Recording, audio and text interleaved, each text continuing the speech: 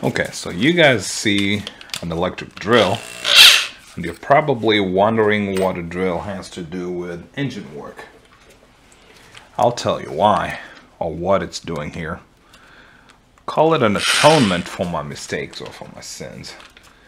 Remember some time back when I installed the rear main seal?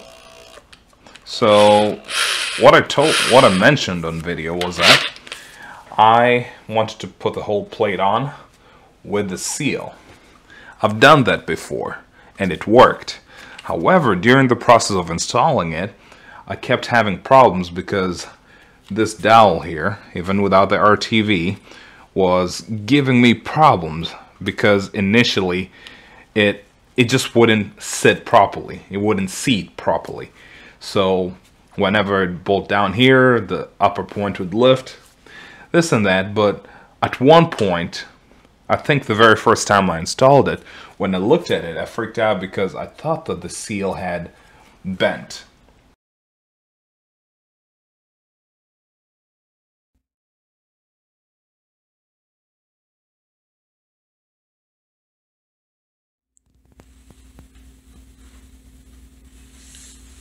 Here's the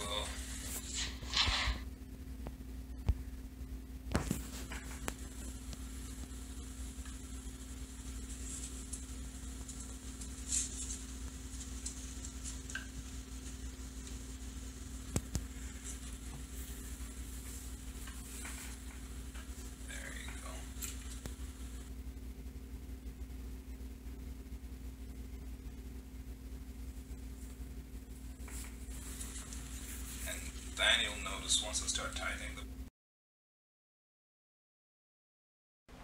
Now in my mind I'm looking at it trying to see how is it even possible for the seal to bend that far backward, and if it does bend, would we actually be able to install it? You know, part of me says no, because the metal frame is right there.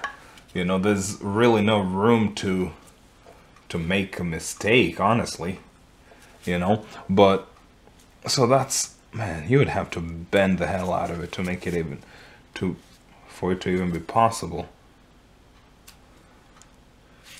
Yeah, it's so difficult. If you bent it that far, it wouldn't even make it through the hole.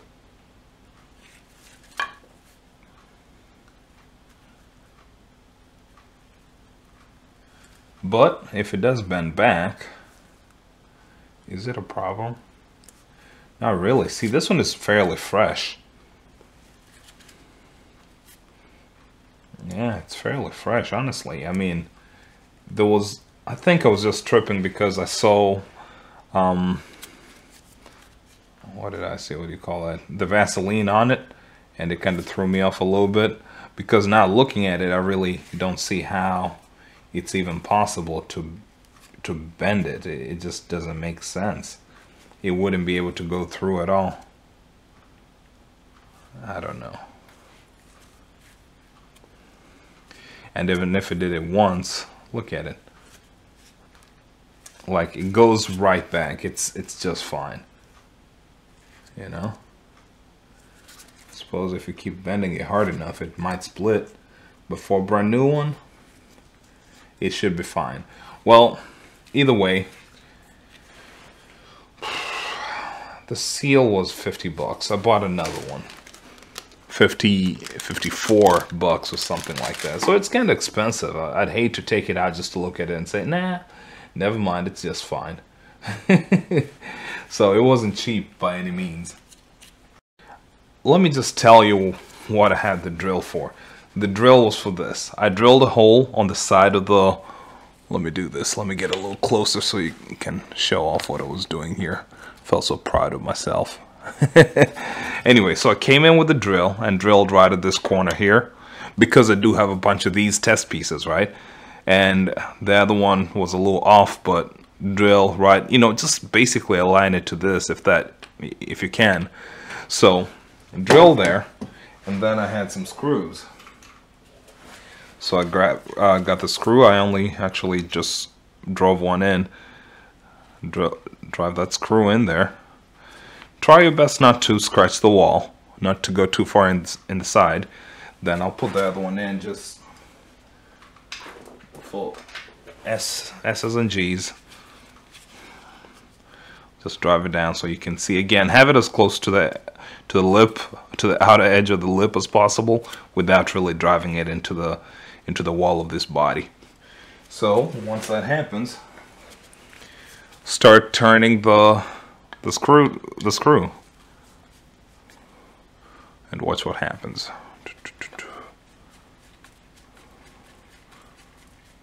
Yo, isn't that genius? Anyway, because of that, can you see the inside?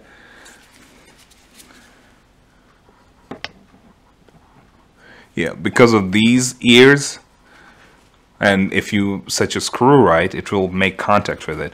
This one here was a little too far in, and that's why I'm telling you, have it on this side a little bit. But this is okay. Well, you get it. This is one way I would use to drive out the seal. As long as on the way in, you know, just polish that. And can you see how small the tip is on the screw? This is how much. This is where the chuck ends right here. And this is how much tip I gave to the screw, to the drill bit, so that when it goes, it doesn't go in there and drill into the crankshaft. So just a small hole, enough to be able to send a screw through. And once you have the screw, just drill it out, or rather turn it down, and that's basically how seal pullers or crank pullers or whatever, pulley pullers, basically that's how they work.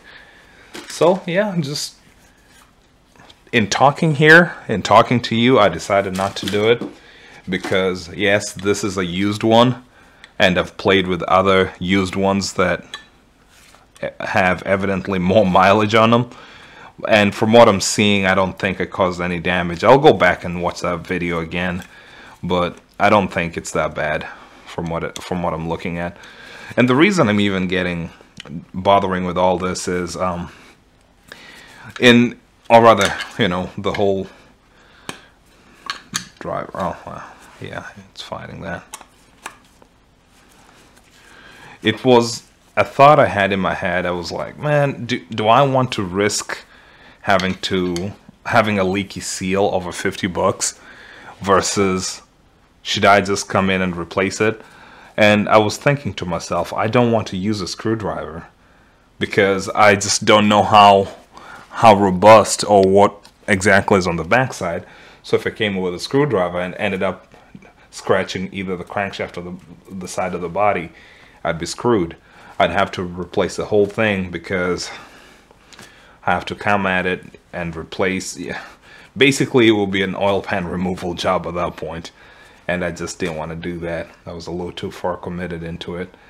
So I'll sit on it a little bit. I'll sleep on that and think about it. If I decide that, hey, I don't want to take the risk, that I should come in and replace it, then that's what I'll do. But for now, I think having seen how the first time I looked at it, because as I said, I've got a bunch of these test pieces, I bent one seal and I was a little concerned because when it bent, it showed too much white, basically cracked, you know, the seal had cracked, and I was a little concerned. I didn't want to have that running, you know, in the long run on an engine like this. But then after doing it and thinking, well, the seal is brand new, and it had been lubed up. So there's one, if indeed it bent, there isn't much damage done, and two, which is a big two, probably did not really bend. It wouldn't have gone in. It would have ended up pushing itself out if that was at all possible, because you know, as I've said, this seal has a very strong, rigid metal backing over here that doesn't allow it to go any bigger. That wouldn't allow, let me put it like this, that wouldn't allow anything to interfere with the clearance between this and this, right? Yeah. It's, yeah, definitely looking at it saying, yeah, borderline impossible to have bent it in a manner to cause any damage.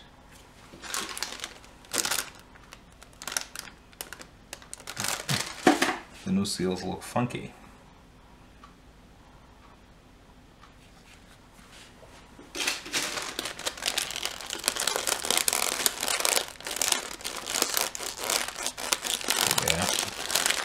I'm feeling it just to make sure that we have, it seems like it's got a huge lip on it. And again, just looking at it, yeah, I really don't see how, yeah, this is just Vaseline over here. That's what got me worried the most yesterday, I guess.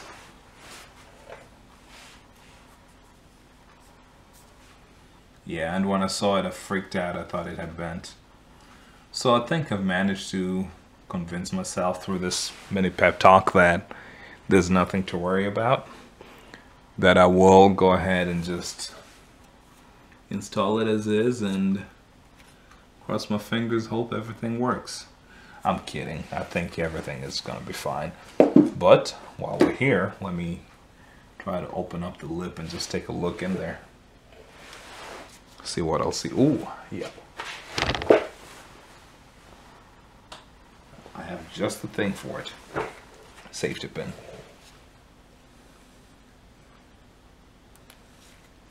Bent that out of the way. Oh, not, it won't even open it.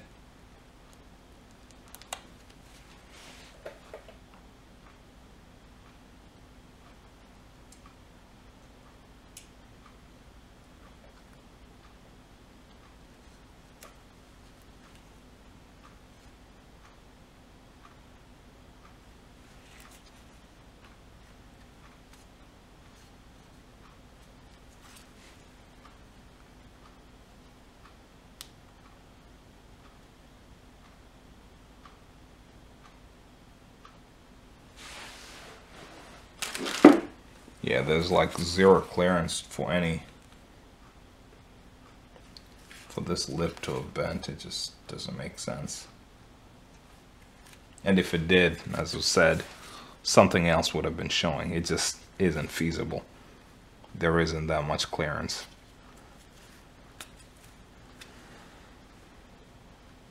Okay, that's it. Let's cut the video and